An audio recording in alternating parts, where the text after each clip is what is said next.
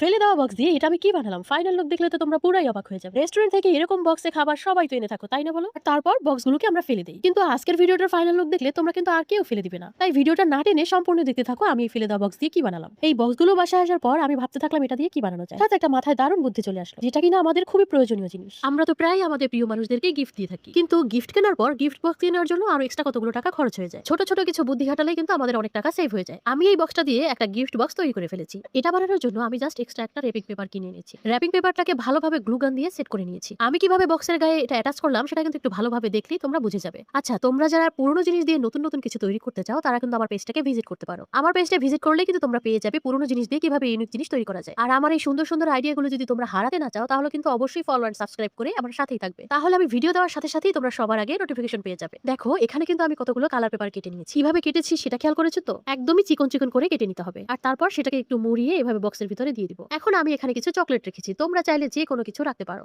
এইবার বক্সটাকে আমি জাস্ট আটকে নিব। আচ্ছা, তোমরা এবার বলো তো এটা দেখলে কি কেউ বুঝতে পারবে এটা ফেলে দেওয়া বক্স দিয়ে বানানো? আমার কাছে তো সেটা মনে হয় না। বক্সটাকে আরেকটু আকর্ষণীয় করার জন্য আমি এখানে নিয়েছি রিবন। এই রিবন দিয়ে আমি এখন পুরো বক্সটাকে বেঁধে নিব। আমাদের চারপাশে কিন্তু এমন অনেক ফেলনা জিনিস থাকে যেগুলো দিয়ে আমরা দামি জিনিস বানাতে পারি, শুধু একটু ক্রাফটের চোখ দিয়ে দেখতে হবে। বক্সের উপরে দেওয়ার জন্য আমি একটা সুন্দর বো বানাবো, আর সেটা আমি কিভাবে বানাচ্ছি একটু খেয়াল করলেই তোমরা পেরে যাবে। এই বোটা বানানো কিন্তু খুবই সহজ। জাস্ট রিবন নিয়ে তোমরা হাতের মধ্যে অনেকগুলো রিবন পেঁচিয়ে নিবে, এরপর দুই সাইড থেকে কেটে একটু সুতা দিয়ে বেঁধে নিবে। আমি এটা বক্সের সাথে সেট করার জন্য নিয়েছি বোথ সাইড টেপ। এইবার এই জায়গাটা একটু ভালোভাবে খেয়াল করে দেখো আমি রিবনগুলো কিভাবে পেঁচাচ্ছি। জাস্ট ভিতর থেকে একটা করে বের করে আঙুল দিয়ে পেঁচিয়ে নিলেই খুব সুন্দর একটা বো তৈরি হয়ে যাবে। আর এই বইয়ের মাঝখানে আমি একটা পার্ল অ্যাটাচ করে দিয়েছি। এখন এটা দেখতে কিন্তু আরো আকর্ষণীয় লাগছে, তাই না বলো? এখন তোমরা কমেন্ট করে বলে যাও আমার এই গিফট বক্সটা তোমাদের কাছে কেমন লেগেছে। ভিডিওটা ভালো লাগলে শেয়ার করে দিও।